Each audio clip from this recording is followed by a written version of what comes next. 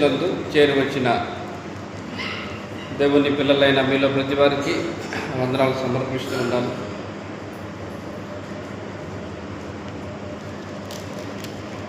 యెషయా గ్రంథము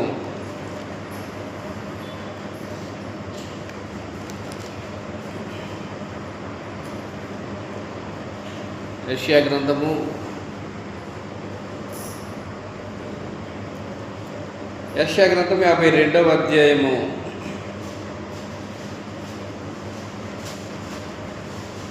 7వ వచనములో ఇలాగున రాయబడి ఉంది: సువార్త ప్రకటించుచు సమాధానము చాటించుచు సువర్తమానము ప్రకటించుచు రక్షణ సమాచారము ప్రచురించు వారి పాదములు నీ దేవుడు ఏలుచున్నాడని సియోనుతో చెప్పుచున్న వారి పాదములు పర్వతముల మీద ఎంతో సుందరములై ఉన్నవి. సమయంలో దేవుని ఏలుబడిని గురించినటువంటి సంగతులను గ్రంథం తెలిపిన మేరకు సంగతులను నేర్చుకునే ప్రకారంగా దేవుని ఏలుబడికి మన జీవితాలని లోపరుచుకొని ఆయన చిత్తాన్ని జరిగించడానికి ప్రయాసపడదాం. వాస్తవానికి నేడు క్రీస్తు ప్రభు యొక్క ఏలుబడిలో మనం ఉన్నాం. కానీ వాస్తవానికి పూర్వకాలం అంటే క్రీస్తు ప్రభువుకి పరలోకమందున దేవుడు అధికారము, ఏలుబడి అంటే ఆయన రాజ్యం మీద రాజుగా ఆసీనుడిగా చేయబడక ముందు పరలోకమందున దేవుడు ఏలుబడి చేసిన వాడై ఉన్నాడు. కాబట్టి దేవుడు ఏలుబడి చేసినప్పుడు అనేకమైనటువంటి కార్యక్రమాలు ఆయన జరిగించుకుంటూ వచ్చేసాడు. కాబట్టి సంపూర్ణంగా దేవుడు ఏలుబడి చేస్తున్నప్పుడు ఆ ఏలుబడిలో క్రీస్తు ప్రభు దేవుని చిత్తాన్ని జరిగించడానికి ఏ రూపంగా ప్రయాసపడ్డాడు, దేవుని ఏలుబడిలో జరిగినటువంటి సంఘటనలేంటి అనేటువంటి సంగతుల గురించి మనం తెలుసుకున్నాం. వాస్తవానికి పరలోకమందున దేవుడు తిమోతికి రాసిన మొదటి పత్రిక 1వ అధ్యాయము 17వ వచనములో ఇలాగ రాయబడింది: సకల యుగములలో రాజయ్యుండి అక్షయుడును అదృశ్యుడునగు అద్వితీయ దేవునికి ఘనతయు మహిమయు యుగ యుగములు కలుగునుగాక, ఆమేన్ అన్నాడు. కాబట్టి దేవుడు సకల యుగములలో రాజయ్య ఉన్నాడు. ఆయన సకల యుగములలో రాజయ్యుండి ఆయన ఏమై ఉన్నాడో తెలియజేశాడు. దానియేలు గ్రంథము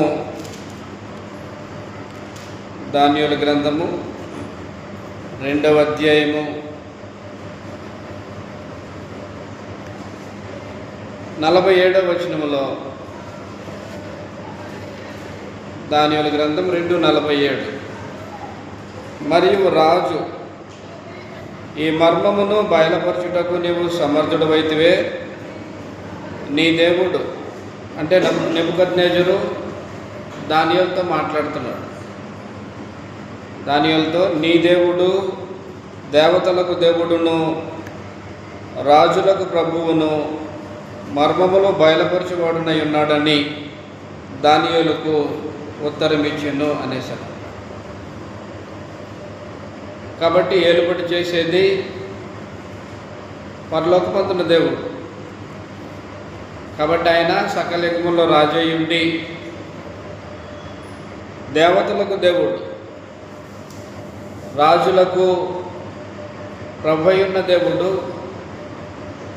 ఏలుబడి చేస్తున్నాడు.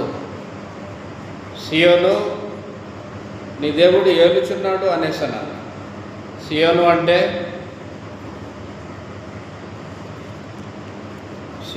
ఏంటి?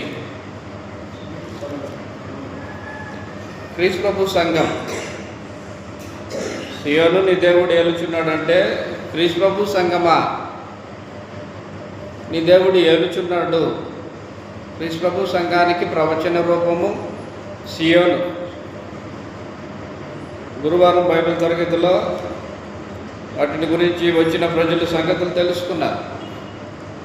సియోను అంటే ఏంటంటే నోరు మూసుకుని ఉంటే ఏం తెలుస్తుంది? సియోను క్రీస్తు ప్రభు సంఘం. కాబట్టి ఏలే దేవుడు సకల యుగముల్లో రాజయ్యుండి, దేవతలకు దేవుడయ్యుండి, రాజులకు ప్రభు అయి ఉన్నాడు అనేసరా. కాబట్టి దేవుని ఏలుబడి అద్భుతమైన రీతిగా జరిగింది.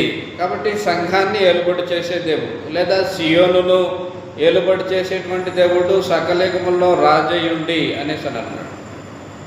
రాజయ్యున్న దేవుడు అక్షయుడు, అదృశ్యుడు, అద్వితీయుడై ఉన్నాడు అనే సంగతిని మాట్లాడేశాడు. కాబట్టి దేవుని యొక్క ఏలుబడిలో ఉన్నటువంటి ప్రాముఖ్యమైన ఉద్దేశం ఏంటంటే, వాస్తవాల్ని మనం గ్రంథంలో పరిశీలన చేస్తే అనాదిలో క్రీస్తు ప్రభు యొక్క శిలువ మరణాన్ని గురించి పరలోకమందున దేవుడు తెలియజేశాడు. అనాది సంకల్పంలో క్రీస్తు ప్రభు శిలువ మరణం పొందాలనేది ఉద్దేశించాడు. ఆ క్రీస్తు ప్రభు శిలువ మరణము నియమించబడినది మొదలుకొని కడవరి కాలములందు వరకు క్రీస్తు ప్రభు ప్రత్యక్షపరచబడేంత వరకు కూడా ఆయన ఏలుబడి ప్రారంభమైంది. పేతురు రాసినటువంటి మొదటి పత్రిక 1వ అధ్యాయం 18వ వచనములో, పితృపారంపర్యమైన మీ వ్యర్థ ప్రవర్తనను విడిచిపెట్టినట్లుగా వెండి బంగారముల వంటి క్షయ వస్తువుల చేత మీరు విమోచింపబడలేదు కానీ అమూల్యమైన రక్తము చేత, అనగా నిర్దోషమును నిష్కలంకమును గొర్రెపిల్ల వంటి క్రీస్తు రక్తము చేత విమోచింపబడితిరని మీరు ఎరుగుదురు కదా. ఆయన జగత్తు పునాది వేయబడక మునిపే నియమింపబడిన కానీ తన్ను మృతులలో నుండి లేపి తనకు మహిమనిచ్చిన దేవుని ఎడల తన ద్వారా విశ్వాసులైన మీ నిమిత్తము కడవరి కాలములయందు ఆయన ప్రత్యక్షపరచబడెను. కాబట్టి అనాదిలో క్రీస్తు ప్రభు శిలువ మరణం నియమింపబడినది మొదలుకొని కడవరి కాలమందు ప్రత్యక్షపరచబడి వరకు దేవుని ఏలుబడి కొనసాగింది. భూమి మీద ఎప్పుడైతే మానవ నిర్మాణము జరిగిందో అప్పటి నుంచి పరలోకమందున్న దేవుని ఏలుబడి జరిగించుకుంటూ వచ్చేసాడు. కాబట్టి అప్పుడు దేవుని యొక్క ఏలుబడి ప్రారంభమైంది. కాబట్టి దేవుని యొక్క ఏలుబడిలో ప్రాముఖ్యంగా ఆయన అనాదిలో క్రీస్తునందు చేసుకున్న నిత్య సంకల్ప ప్రకారం ప్రభు అయిన యేసుక్రీస్తు వారిని రక్తమాంసముల్లో పాలివాడుగా చేయడానికి ఉద్దేశించాడు. రక్తమాంసముల్లో క్రీస్తు ప్రభువుని పాలివాడిగా ఉద్దేశించిన కారణాన ప్రభు అయిన యేసుక్రీస్తు వారు కన్యక గర్భాన శరీరధారిగా ఈ లోకంలో పుట్టాల్సినటువంటి పరిస్థితులు పరలోకమందున దేవుడు కాలము సంపూర్ణమైన జరిగించాడు. కాబట్టి క్రీస్తు ప్రభు భూమి మీదకి రావడానికి ఆదాము నుండి షేతు నుండి తెరహు నుండి అబ్రహాము నుండి ఇస్సాకు నుండి యాకోబు, యాకోబు నుండి యూదా నుంచి దావీదు, ఆ రూపంగా ఆయన తరాల్లో తీసుకుంటూ వచ్చేసాడు. మత్తయి సువార్త 1వ అధ్యాయములో క్రీస్తు ప్రభు భూమి మీదకి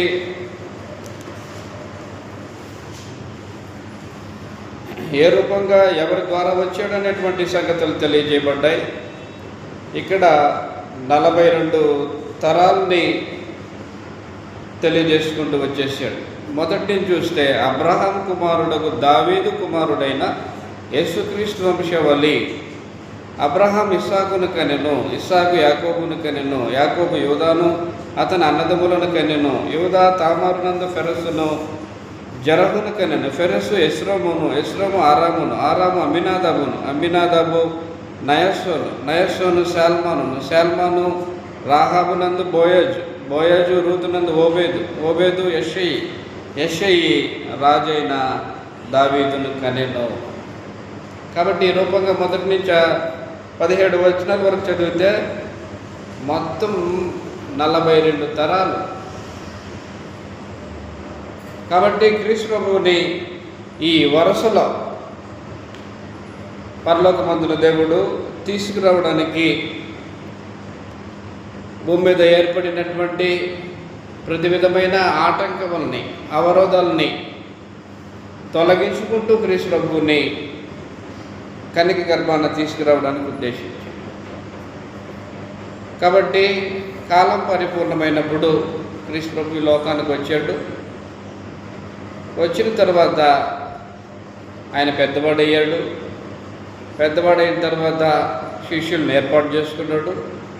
శిష్యులను ఏర్పాటు చేసుకుని శిష్యులకి ప్రార్థన చేయడం నేర్పించాడు. దేవుని ఏలుబడిలో ఉండే ప్రజలు ఏం చేయాలంటే దేవుని చిత్తాన్ని సంపూర్ణంగా జరిగిస్తుండాలి అనే సంగతిని తెలియజేశాడు. మత్తయి సువార్త 6వ అధ్యాయము, మత్తయి సువార్త 6వ అధ్యాయం 9-10 వచనాల్లో, కాబట్టి మీరు ఎలాగో ప్రార్థన చేయుడి, పరలోకమందున్న మా తండ్రి, నీ నామము పరిశుద్ధపరచబడునుగాక, నీ రాజ్యము వచ్చునుగాక, నీ చిత్తము పరలోకమందు నెరవేరుచున్నట్లు భూమి యందును నెరవేరునుగాక అనేసారు. కాబట్టి ప్రభువైన యేసుక్రీస్తు అలా తెలియజేయడంలో పరలోకమందున దేవుని చిత్తము పరలోకములో ఏ రూపంగా జరుగుచుంటుందో, నెరవేర్చబడుతుంటుందో, భూమి మీద కూడా దేవుని చిత్తము నెరవేర్చబడుతుండాలి అని తెలియజేశారు. అంటే వాస్తవానికి పరలోకములో దేవుని ఎలా జరుగుతుందంటే శోధనలు లేని, శ్రమలు లేని, వేదనలు లేని, హింసలు లేని, బాధలు లేని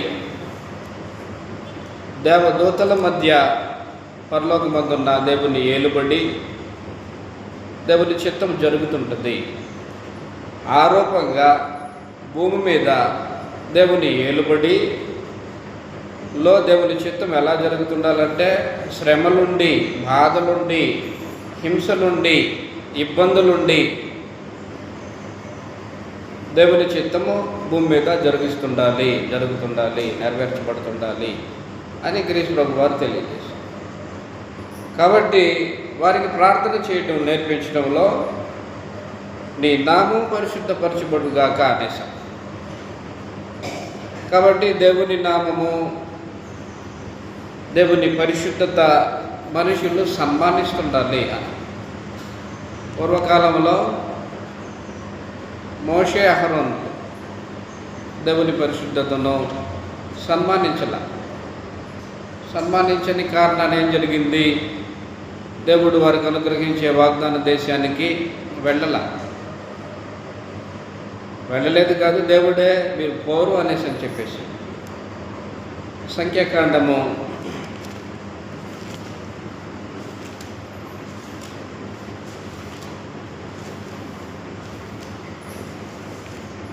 20వ అధ్యాయం. ఆ రోజున పరలోకమందున దేవుడు మోషే, అహరోనులతో ఎలాగనో మాట్లాడేసాడు. 12వ వచనం, సంఖ్యాకాండం 20వ అధ్యాయం 12వ వచనంలో, అప్పుడు యెహోవా మోషే అహరోనులతో, మీరు ఇశ్రాయేలీయుల కన్నుల ఎదుట నా పరిశుద్ధతను సన్మానించినట్లు నన్ను నమ్ముకొనకపోతిరి గనుక ఈ సమాజమును నేను వారికి ఇచ్చిన దేశంలోనికి మీరు తోడుకొని పోరని చెప్పాను. కాబట్టి దేవుని పరిశుద్ధతను సన్మానించేటువంటి కార్యక్రమము ప్రజలు జరిగిస్తున్నారు. దేవుని పరిశుద్ధతను సన్మానించడము దేవుని ప్రజల బాధ్యత. ఆయన చిత్తము ఆయన సముఖంలో నెరవేరుస్తూ ఉండటం కూడా దేవుని ప్రజల బాధ్యత. కాబట్టి క్రీస్తు ప్రభువు ఆ సంగతులన్నీ శిష్యులకు తెలియజేయడంలో ప్రతి మనుషుడు కూడా దేవుని పరిశుద్ధతను సన్మానించాలి. రెండవదిగా, పరలోకమందున్న దేవుని చిత్తము ఎలాగున నెరవేర్చబడుతుంటుందో ఆయన ఏలుబడిలో కూడా భూమి మీద కూడా ఆయన చిత్తము నెరవేరుస్తూ ఉండాలి అని తెలియజేశారు. కాబట్టి మోషే అహరోనులు దేవుని పరిశుద్ధతను సన్మానించకుండా వాగ్దాన దేశమైన కనాన్ని స్వతంత్రించుకోలేకుండా మధ్యలోనే రాలిపోయారు. అయితే ప్రభువైన యేసుక్రీస్తు దేవుని సంకల్పానికి ప్రతిరూపముగా దేవుని పరిశుద్ధతను సన్మానించాల్సిన వాడై ఉన్నాడు. దేవుని చిత్తాన్ని సంపూర్ణంగా జరిగించాల్సినటువంటి బాధ్యత క్రీస్తు ప్రభు మీద ఉంది. వారిలాగా క్రీస్తు ప్రభు దేవుని పరిశుద్ధతను సన్మానించలేదనుకో, దేవుని అనాది సంకల్పము ఫెయిల్ అయిపోతుంది. దేవుని చిత్తం కూడా ఫెయిల్ అయిపోతుంది. దేవుని చిత్తము నెరవేర్చడంలో క్రీస్తు ప్రభు అసమర్థుడైపోతాడు. దేవుని ఏలుబడి ఓడిపోయినటువంటి పరిస్థితులతో క్రీస్తు. కాబట్టి అది ఎరిగిన క్రీస్తు ప్రభు మోషే అహరోనులో దేవుని పరిశుద్ధతను సన్మానించకుండా పోయారు. కాబట్టి అది ఎరిగిన క్రీస్తు ప్రభు బాధ్యత కలిగిన వాడై దేవుని పరిశుద్ధతను భూమి మీద సన్మానించుతూ, దేవుని పరిశుద్ధతను సన్మానించడం అంటే దేవుడు ఏం చెప్పాడో దాన్ని ఆరోపంగా చేయడమే. కాబట్టి మోషే అహరోనులు ఏం చేశారు? దేవుడు బండతో మాట్లాడంటే బండను కొట్టాడు. కాబట్టి ఏది చేయమన్నాడో దానిని సంపూర్ణంగా జరిగించటమే దేవుని పరిశుద్ధతను సన్మానించటం. కాబట్టి క్రీస్తు ప్రభు భూమి మీద ఉన్నప్పుడు చెప్పేశాడు, నా ఇష్టం నెరవేర్చుకోవడానికి నేను రాలేదు, నా అంతటా నేనే ఏమీ చేయట్లేదు, నా తండ్రి నాకు ఆజ్ఞాపించిన ప్రకారం, నా తండ్రి నాతో చెప్పిన ప్రకారమే నేను చేస్తున్నాను అనేసాను. కనుక దేవుని చిత్తాన్ని సంపూర్ణంగా నెరవేర్చినటువంటి వాడు ప్రభువైన యేసుక్రీస్తు. కాబట్టి పెద్దవాడు అయ్యాడు, రోజులు గడిచిపోయినాయి, శిలువ మరణానికి సమీపించేటువంటి సమయము ఆసన్నమైంది. శిలువ మరణము పొందేటువంటి సమయం ఆసన్నమైంది. యూదులు, సమాజపు అధికారులు, శాస్త్రులు, పరిసయ్యులు, రోమా సైనికులు ఆయనను బంధించి తీసుకెళ్ళి శ్రమ పెట్టి, హింసించి, బాధించి, వేధించి ఘోరంగా ఆయన్ని సిలువ వేస్తారు అనేది క్రీస్తు ప్రభు ఎరిగినవాడు. కాబట్టి ఆ రాత్రి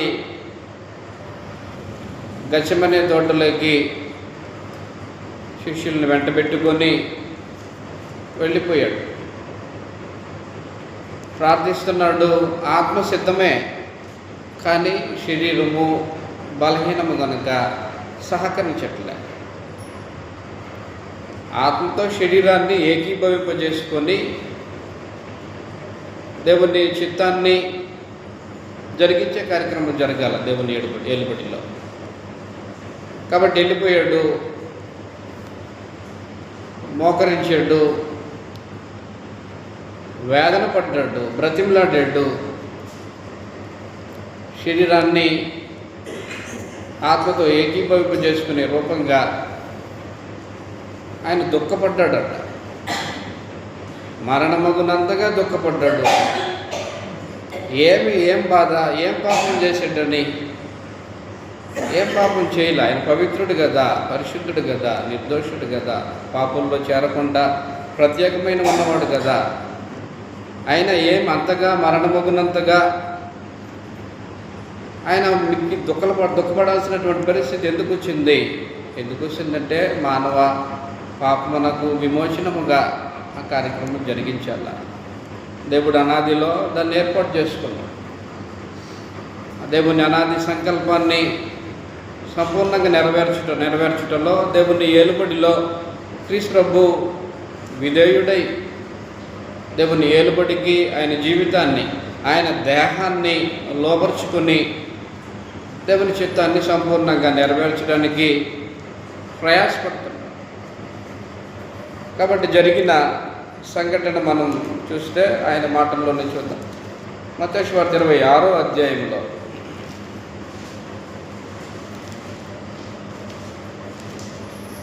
మత్తయి సువార్త 26వ అధ్యాయం 31వ వచనం నుంచి. అప్పుడు యేసు వారిని చూచి, ఈ రాత్రి మీరందరూ నా విషయమై అభ్యంతరపడిద్దారు. మత్తయి 26:31 నుంచి. ఏలయనగా గొర్రెల కాపరిని కొట్టుదును, మందలోని గొర్రెలు చెదిరిపోవునని వ్రాయబడి ఉన్నది కదా. నేను లేచిన తర్వాత మీకంటే ముందుగా గలిలయకు వెళ్ళదనను. అందుకు పేతురు, నీ విషయమై అందరూ అభ్యంతరపడినను నేను ఎప్పుడూ అభ్యంతరపడనని ఆయనతో చెప్పగా, యేసు అతన్ని చూచి, ఈ రాత్రి కోడి కోయకు మునిపే నీవు నన్ను ఎరుగనని ముమ్మారు చెప్పదవని నీతో నిశ్చయముగా చెప్పుచున్నాను. పేతురు ఆయనను చూచి, నేను నీతో కూడా చావవలసి వచ్చినను నిన్ను ఎరుగనని చెప్పనను. అదే ప్రకారం శిష్యులందరూ అనేది. అంతటా యేసు వారితో కూడా గెత్సెమనే అనబడిన చోటికి వచ్చి, నేను అక్కడికి వెళ్ళి ప్రార్థన చేసి వచ్చే వరకు మీరు ఇక్కడ కూర్చుండుడని శిష్యులతో చెప్పి, పేతురు జబదయి 2 కుమారులను వెంటబెట్టుకొని పోయి దుఃఖపడుటకు చింతాక్రాంతుడగుటకు మొదలుపెట్టెను. అప్పుడు యేసు మరణమగునంతగా, నా ప్రాణము బహు దుఃఖములో మునిగి ఉన్నది, మీరు ఇక్కడ నిలిచి నాతో కూడా మెలకుగా ఉండుడని వారితో చెప్పి కొంత దూరము వెళ్ళి సాగిలపడి, నా తండ్రి, సాధ్యమైతే ఈ గిన్నె నా యొద్ద నుండి తొలగిపోనిమ్ము, అయినను నా ఇష్ట ప్రకారము కాదు, నీ చిత్త ప్రకారమే కానిమ్మని ప్రార్థించెను. కాబట్టి ఆత్మసిద్ధమే. శరీరము బలహీనమైంది, సహకరించట్లేదు. బలహీనమైన శరీరములో ప్రభు అయిన యేసుక్రీస్తు మరణమగునంతగా దుఃఖపడుతున్నాడు. దేవుని యొక్క విమోచన కార్యక్రమం జరిగించడానికి దేవుని ఏలుబడికి తన జీవితాన్ని ప్రభు అయిన యేసుక్రీస్తు లోబరుచుకొని, అలాగే దానితో పాటు శరీరాన్ని కూడా లోబరుచుకోవడానికి పూనుకున్నవాడై ఆ శరీరం లోబరుచుకునే కార్యక్రమంలో జరిగినటువంటి పరిస్థితులు ఇవి. ఆయనకు ఎదురైనటువంటి సంభవాలు ఇవి. మరణమగునంతగా వేదన పడాల్సినటువంటి పరిస్థితి క్రీస్తు ప్రభువుకి ఎందుకు ఉంటుంది? ఒకవేళ అది జరగకపోతే దేవుని ఏలుబడిని నిరాకరించిన వాడవుతాడు. దేవుని పరిశుద్ధతను సన్మానించని వాడవుతాడు. దేవుని చిత్తము జరిగించే విషయంలో ఫెయిల్ అయిపోయిన వాడై ఉంటాడు. కాబట్టి గిన్నె మానవ పాపముపై ఉన్నటువంటి దేవుని ఉగ్రత, దేవుని కోపం, కాబట్టి బ్రతిమలాడాడు. అందులో స్వయంగా తనకు ఒక్క కుమారుడే తండ్రి పాదాల మీద పడి బ్రతిమలాడుతుంటే మరి తండ్రి మౌనంగా ఉంటున్నాడే, రెస్పాన్స్ ఏం రాలా. ఈ గిన్నె నా యొద్ద నుండి తొలగించు అన్నాడే కానీ నా ఇష్టం కాదు, నీ ఇష్ట ప్రకారమే కానిమ్మన్నాడు. తొలగించంటాడు అంటే ఇది తొలగించటం నీ చిత్తమైతే నా ఇష్టం కాదు. కాబట్టి అలాగన పరలోకములో దేవుని చిత్తము ఎలాగన జరుగుతుంటుందో దేవదూతల మధ్య, భూలోకంలో ఉండే దేవుని ప్రజలు కూడా దేవుని ఏలుబడికి సంపూర్ణంగా లోబడి దేవుని చిత్తమే జరిగించడానికి వారి జీవితాలని దేహములని లోపరుచుకునేటువంటి ప్రక్రియ జరగాలి. దేవుని ప్రజలమైనప్పుడు, ఆయన రాజ్యములో ఉన్నప్పుడు, ఆయన రాజ్యములో, ఆయన సమూహంలో, ఆయన పిల్లలు ఆయన ఇష్టమే నెరవేర్చాలి. మన ఇష్టం నెరవేర్చడానికి ఆయన రాజ్యంలో మనం ఉండాల్సిన అవసరం ఉండదు. అది లక్ష్య పెట్టబడే పరిస్థితి కాదు.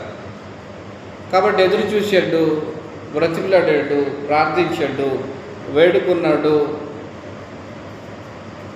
ఈయన నా ప్రియకుమారుడు, ఈయన యందు నేను ఆనందిస్తున్నానని చెప్పిన తన తండ్రే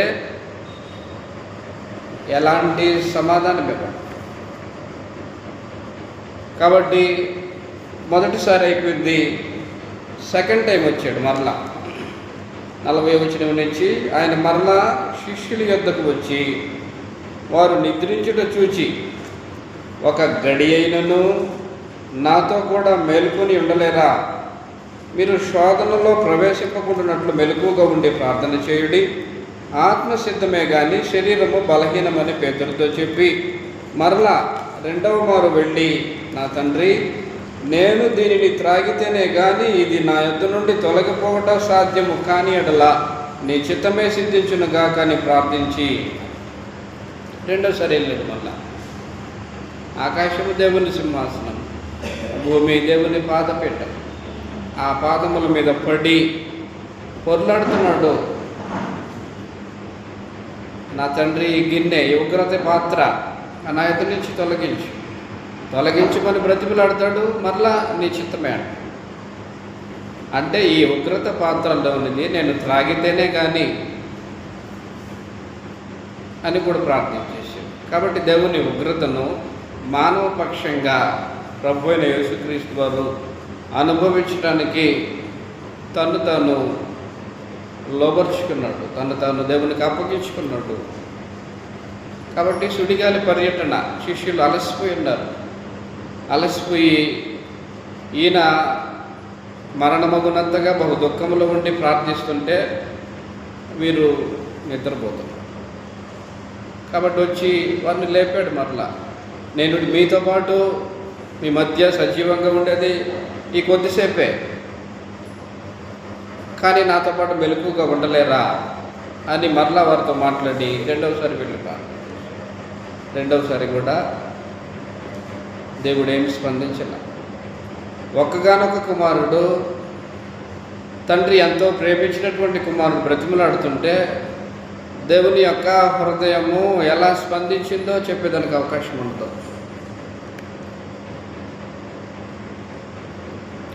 నెక్స్ట్ మూడోసారి పోయాడు. 43వ వచనంలో తిరిగి వచ్చి వారు మరలా నిద్రించుంటే చూశాను. ఏలయనగా వారి కన్నులు భారముగా ఉండెను. ఆయన వారిని మరలా విడిచిపెట్టి ఆ మాటలే చెప్పుచు 3వ మారు ప్రార్థన చేశాను. అప్పుడు ఆయన తన శిష్యుల యొద్దకు వచ్చి, ఇక నిద్రపోయి అలసట తీర్చుకునుడి, ఇదిగో ఆ గడియ వచ్చి ఉన్నది, మనిషి కుమారుడు పాపుల చేతికి అప్పగింపబడుచున్నాడు, లెండి వెళ్లుగా మీదుగా నన్ను అప్పగించి వాడు సమీపించి ఉన్నాడని వారితో చెప్పాను. కాబట్టి 3 సార్లు ప్రార్థన చేశాడు. అంటే ఇది తొలగిపోవడము నా ఇష్టం, తొలగిపోకుండా ఉండాలనేది దేవుని ఇష్టం. కాబట్టి శరీరంలో ఉన్నాడు కనుక జరగబోయే పరిస్థితి క్రీస్తు ప్రభు ఎరిగినవాడు కనుక తండ్రిని బ్రతిమలాడాడు, ప్రార్థించాడు, ఏడ్చాడు, దుఃఖపడ్డాడు, జరగల. కాబట్టి ఇక నీ చిత్తమే నీ చిత్తమే సిద్ధించును గాక, నీ చిత్తమే జరుగును గాక అని. సరే ఇక పడుకోండి, నిద్రపోండి. ఆ రాత్రికాల సమయంలో క్రీస్తు ప్రభు ప్రార్థనలో దేవుని ఉగ్రత పాత్రను తొలగించమని పెనుగులాడాడు, దేవుని కాళ్ళ మీద పడి బ్రతుకులాడాడు. కానీ దేవుడు స్పందించలా. ఇక నీ ఇష్టమే, అలా ఇంటిపోతాం. మనిషి కుమారుడు అప్పగించబడుతున్నాడు పాపుల చేతి. కానీ లేచి అంతే, బందిపోటు దొంగలు వచ్చేసారు. శిష్యుడి అప్పగించేశాడు, ముద్దు పెట్టుకున్నాడు. చెలికాడ అని పిలిచాడు, ముద్దు పెట్టుకున్నాడు, వారికి అప్పగించేశాడు, తీసుకెళ్ళిపోయి సిలువేశాడు.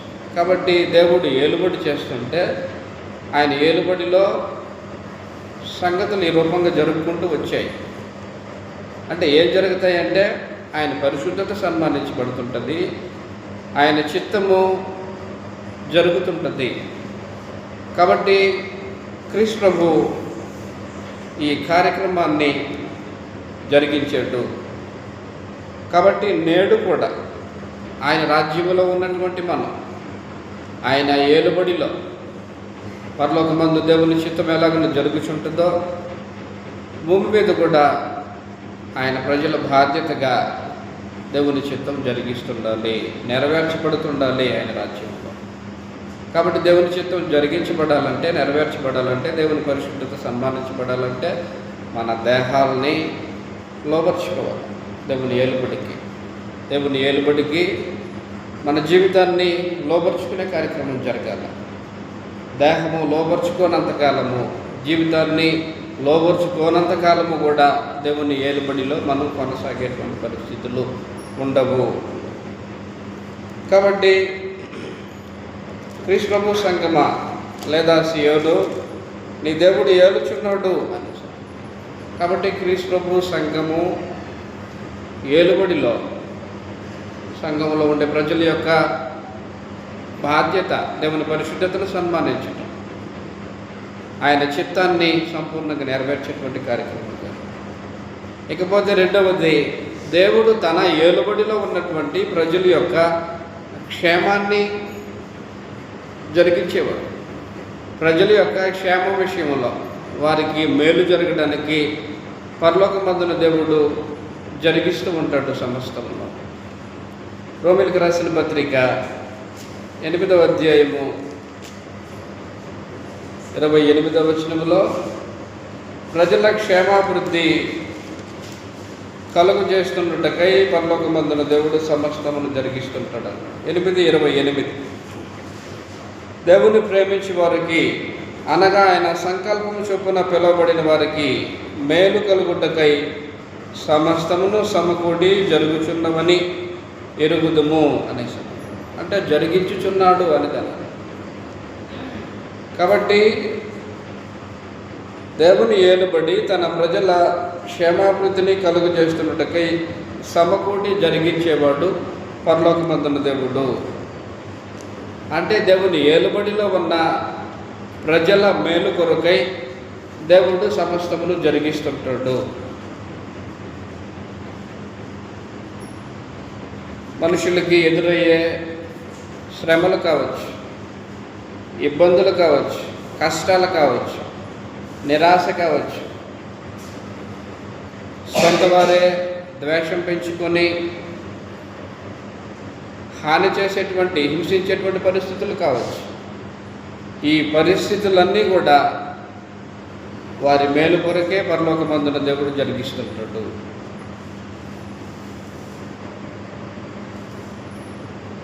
యాకోబు కుమారుడైన యోసేపు ఉన్నాడు. యోసేపుకి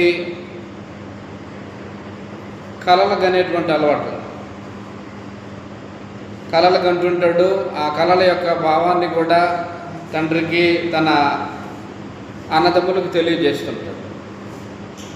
ఈ కళలు తెలియజేస్తున్నటువంటి సందర్భంలో ఈ అన్నదమ్ములు ఏం చేసేవారంటే అతని మీద పగబెట్టుకునేటువంటి పరిస్థితి. వీరు గొర్రెలు మేపుతుంటారు. ఈ యోసేపు వారికి ఆహారం తీసుకెళ్తుంది. ఆహారం తీసుకెళ్ళి వారి యొక్క క్షేమాన్ని తండ్రికి తెలియజేస్తూ ఉంటాడు. ఒకానొక రోజున ఆహారం తీసుకుని తన అన్నదమ్ముల దగ్గరికి తీసుకెళ్తే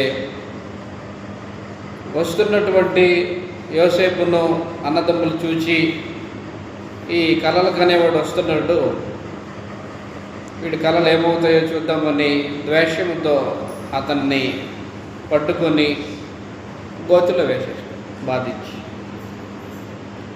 రూబేను అడ్డుపడతాడు, మన తమ్ముడే కదా, అతనికి ఎందుకు హాని చేయడం అని. మళ్ళీ గోతులో నుంచి బయట తీసి ఆ దారిన ఇష్మాయేలీలు వెళ్ళిపోతూ ఉంటే ఇతని యొక్క పై వస్త్రం తీసివేసి వారికి అమ్మేస్తారు. యోసేపు నిరాశతో ఏడ్చుకుంటూ దేహం మీద వస్త్రం కూడా లేకుండా వెళ్ళిపోతూ ఉన్నాడు. కానీ యోసేపుకు తెలియలా, దేవుడు తన ఏలుబడిలో ఉన్నటువంటి యోసేపుకి మేలు చేయడానికి ఈ కార్యక్రమం జరిగిస్తున్నాడు అనేది తెలియదు. వెళ్ళిపోయాడు. పోతీఫర్ ఇంటిలో చేర్చబడ్డాడు పనివాడిగా. పని చేసుకుంటున్నాడు, క్షేమంగా ఉన్నాడు. కొద్ది కాలం గడిచింది. మరలా శోధనలు ఎదురయ్యాయి యవనస్తుడికి. శోధనలు ఎలా ఎదురయ్యాయి అంటే, యజమానుడి భార్యే అతన్ని పురిగొల్పింది పాపం చేయమని. పాపం చేయడానికి ఇతను ఒప్పుకున్నప్పుడు అతని మీద పోతీఫర్ భార్య నింద వేసి చెరసాల్లో వేసే పరిస్థితి తీసుకుంది. చెరసాల్లో ఉన్నాడు. కానీ సొంత అన్నదమ్ముల్నే పక్కబెట్టుకొని ద్వేషించి అతన్ని బాధించి శ్రమ పెట్టి పరాయి దేశస్తులకు అమ్మేసి మరలా ఎక్కడ క్షేమంగా ఉంటే మరలా అక్కడి నుంచి లేని నింద భరించుకుంటూ చెరసాల్లో ఉండేటువంటి పరిస్థితి వచ్చింది. కాబట్టి ఈ పరిస్థితులన్నీ కూడా యోసేపు మేలు కొరకే పరలోకమందున దేవుడు జరిగిస్తూ ఉన్నాడు. యోసేపు యొక్క క్షేమ విషయము దేవుని స్వాధీనములో ఉంది. ఈ సమస్యలన్నిటికి వెనుక మేలు పొందే కార్యక్రమం ఉంది. అది దేవుడు జరిగిస్తున్నాడు. ఆయన ఏలుబడిలో ప్రజలకు అది చేస్తూ ఉంటాడు. అది తెలియదు యోసేపు. తనేమనుకుంటున్నాడు, యవన ప్రాయం నుంచి శ్రమలే, ఎక్కడ క్షేమంగా ఉందామంటే ఎక్కడ కూడా ఇలాంటి పరిస్థితి. కానీ శ్రమలైనా, బాధలైనా, ఇబ్బందులైనా, కష్టాలు ఎదురైనా మాత్రం దేవుణ్ణి విడిచిపెట్టిన వాడు కాదు. దేవునికి విరోధంగా పాపం చేసిన వాడు కాదు. దేవుని మీద సణుక్కున్నవాడు కాదు. చెరసాల్లో వేయబడ్డాడు. అక్కడ చెరసాల్లో పానదాయకుడు, భక్ష్యకారు. ఐగుప్తు రాజు దగ్గర తప్పు చేసి చెరసాల్లో వేయబడ్డారు. వారికి ఉపచారం చేస్తున్నాడు. అక్కడ కూడా వారు కలలు కన్నారంట. కలలు కంటే ఆ కలల భావము యోసేపు తెలియజేసేవారు. ఒకని విషయంలో రాజు నీ ఉద్యోగం నీకు మరలా ఇస్తాడు, భక్ష్యకారుల విషయంలో నీ తల తీసి వేలాడి తీసేస్తాడని చెప్పినట్టే జరిగింది. కాలక్రమంలో 2 సంవత్సరాలు గడిచిపోయాయి. యోసేపు చెరసాల్లోనే ఉండిపోయాడు. ఒకానొక రోజున ఫరో రాజు కలగన్నాడు. ఆ కలభావం తెలుసుకోవడానికి ఆ దేశంలో ఉండే విద్వాంసులందరినీ పిలిపించాడు. ఎవరు కలభావం చెప్పలా. అప్పుడు పానదాయకుడు ఏం చేసాడంటే జరిగిన సంఘటన చెప్పేసి, చెరసాల్లో ఒక రోజున మేము కలలు కన్నాము. ఆ కళల యొక్క భావాన్ని హెబ్రీ పడుచువాడు ఒకటి తెలియజేసాడు. అతడు తెలియజేసిన ప్రకారమే జరిగింది అన్నప్పుడు అప్పుడు యోసేపుని చెరసాల నుంచి బయటికి తీసుకొచ్చి అతనికి క్షౌరం చేపించి ఖైదీ వస్త్రాలు తీసివేసి కృత వస్త్రాలు వేసి అప్పుడు కళ ఫరో రాజు తెలియజేస్తే ఆ కళ చెప్పడం నా ఆధీనం కాదు, పరలోకమందున దేవుని ఆధీనమేనని, ఆ కళభావం మీకు తెలియజేస్తానని చెప్పేస్తాడు. కాబట్టి జ్ఞాన వివేకములు కలిగినటువంటి ఒక వ్యక్తిని ఈ దేశం మీద నియమించుకొని ప్రజలకు క్షేమకరంగా చూసేటువంటి పరిస్థితులు కల్పించన్నప్పుడు అప్పుడు ఫరో దృష్టికి ఆ జ్ఞాన వివేకములు కలిగిన వాడు నీవే అని చెప్పి అతని చేతుకున్న ఉంగరాన్ని తీసి యోసేపుకి వేసి బంగారు గొలుసు తీసి యోసేపు మెడలో వేసి యోసేపుని ప్రధానమంత్రిగా నియమించేస్తాడు. నీ సెలవు లేకుండా ఈ దేశంలో ఏ ఒక్కడు కూడా తన చేతినైనను కాలునైనను ఎత్తే అధికారం లేదు. నేను ఊరికే రాజుని అంతే, కానీ ఈ దేశాన్ని అంతటినీ చూసుకోవాల్సిన బాధ్యత నీకే అని అధికారం అప్పగించేసి. కాబట్టి దేవుడు తన ఏలుబడిలో ఉండే ప్రజలకి మేలు కలుగుటకై సమస్తమును సమకూడి జరిగించుకుంటూ. కాబట్టి ఈరోజు కష్టం వచ్చిందని, శోధనలు వచ్చాయని, శ్రమలు వచ్చాయని, ఇబ్బంది వచ్చిందని, ఏదో జరగట్లేదని క్రీస్తు ప్రభు సంఘంలో ఉన్న మనం నిరాశపడాల్సిన అవసరం ఉండదు. ఎదురయ్యే ప్రతి నిరాశ, ప్రతి కష్టము, ప్రతి శోధన, ప్రతి ఇబ్బంది అది మన మేలు కొరకే దేవుడు జరిగిస్తున్నాడు అనేది మనం గుర్తించాల్సిన పరిస్థితి. శ్రమలు చూసి జడిసిపోవాల్సిన అవసరం ఉండదు, నిరాశ చెందాల్సిన అవసరం ఉండదు. దేవుడికి నమ్మకంగా ఉండాలా, ఆయన ఏలుబడికి నీ జీవితాన్ని అప్పగించుకోవాలా, నీ దేహాన్ని ఆయన ఏలుబడికి అప్పగించుకునే కార్యక్రమం జరగాలంటే నీ దేహాన్ని కాపాడుకోవాలా, పాపముని విసర్జించాలి, చెడుతనముని అసహించుకోవాలా. దేవుని పక్షంగా జీవిస్తున్నప్పుడు ఎన్ని నిందలు ఎదురైనా, శ్రమలు ఎదురైనా, బాధలు ఎదురైనా వాటిని సహించుకుంటూ వెళ్ళిపోతేనే దేవుడు నీకు చేయాల్సినటువంటి మేలును అనుభవించే పరిస్థితి నీకు ఉంటుంది. నోరుందని పడేసుకొని పాపం చేసే అవకాశం వచ్చిందని పాపం చేసేసి ఎదుటివారి మీద ద్వేషం పెట్టుకొని, కక్షలు పెంచుకొని దేవుని ఏలుబడికి వ్యతిరేకంగా జీవిస్తే మాత్రం మేలు ఎప్పటికీ పొందలేము. ఉదాహరణ యోసేపు. అందులో పెళ్లి కాని యవ్వనస్తుడు, మంచి అందగాడు, దేవుడంటే భయభక్తులు కలిగిన వాడు, తండ్రిని సన్మానించేటువంటి వాడు. అతన్నే అన్నాడు ఒక రోజున, మీ క్షేమం కొరకే మీరు నన్ను అమ్మివేశారని నేను బాధపడట్లా, మీ మేలు కొరకే దేవుడు నన్ను ఇలా పంపించాడు అని అతడే చెప్పేశాడు. కాబట్టి దేవుని ప్రజల యొక్క హృదయ స్పందన అలా ఉంటుంది. ఎంతసేపు పడుతుంది ఒక దేశపు అధికారికి వారిని బంధించి ఏం చేయకూడదు, వాళ్ళని చేయొచ్చు. కానీ దేవుని ప్రజల యొక్క లక్షణం అది కాదు. బాధించే స్వభావం దేవుని ప్రజలకు సంబంధించింది కాదు. దేవుని ఏలుబడిలో ఉండేవారికి ఇతరులకు మేలు చేయడమే, ఇతరుల క్షేమం కోరుకోవడమే దేవుని ప్రజల యొక్క స్పందన అలా ఉంటుంది. కాబట్టి దేవుడు తన ప్రజల యోగక్షేమాలని చూసేవాడుగా వారికి మేలు కలగడానికి సమస్తము సమకూడి జరిగింది. కాబట్టి దేవుని ఏలుబడికి నీ జీవితాన్ని అప్పగించుకో, నీ దేహాన్ని లోపరుచుకో. ఆయన ప్రేమిస్తే ఆయన సంకల్పం చొప్పున పిలువబడ్డావా? కాబట్టి ఆదరణ కలిగించే మాటలు చెప్పేశాడు. సియోను, నీ దేవుడు ఏలుచున్నాడు అని. గొప్ప ఆదరణ.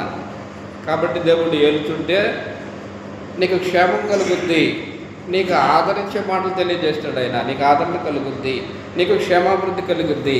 నీ క్షేమాభివృద్ధి నీ బాధ్యత దేవునిది అని తెలియజేస్తాడు. కాబట్టి నీకు మేలే జరుగుద్ది, కానీ ఎలాంటి నష్టం నీకు వాటిల్లుతో పాటు.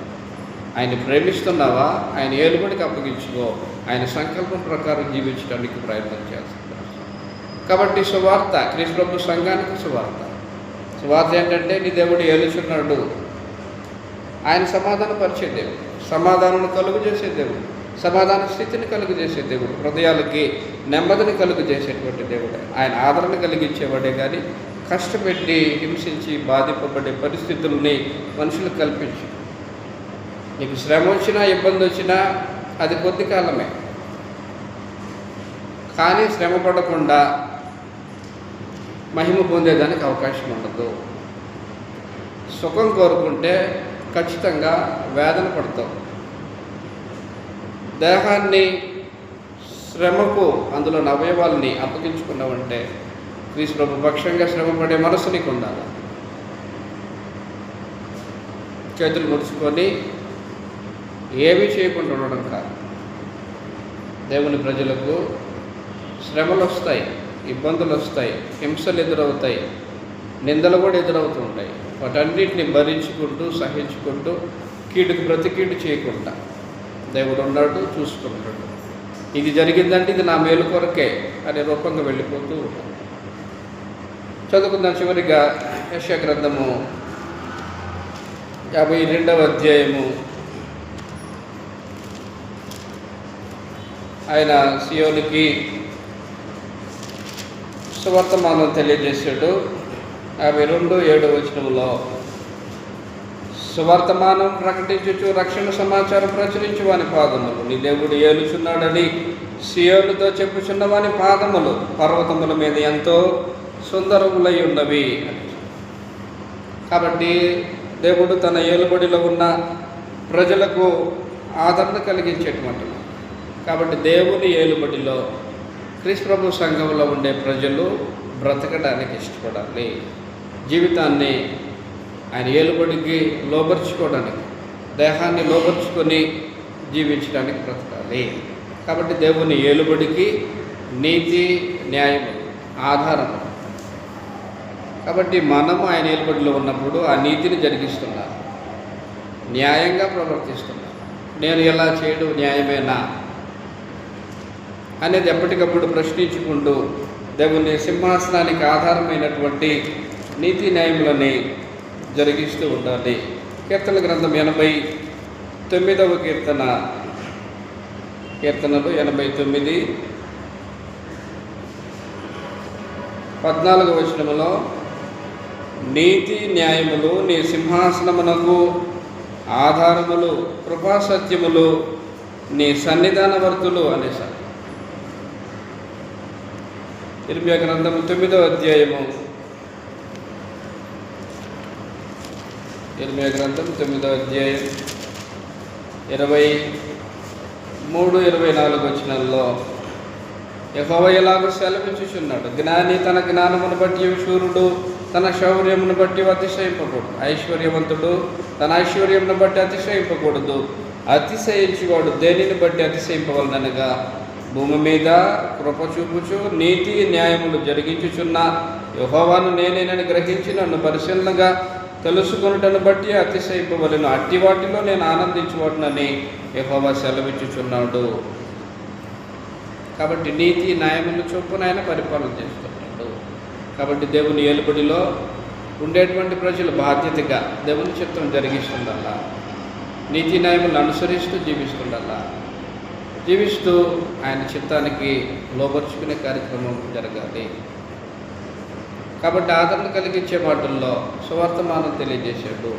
సియోను నీ దేవుడు ఏలుచున్నాడు, కంగారు పడాల్సిన అవసరం లేదు, భయపడాల్సిన అవసరం లేదు, శ్రమ వచ్చిందని ఇబ్బంది వచ్చిందని కృంగిపోవాల్సినటువంటి అవసరం లేదు. నీ యోగక్షేమాలు, నీ బాధ్యత, నీ ఆదరణ దేవుని స్వాధీనం.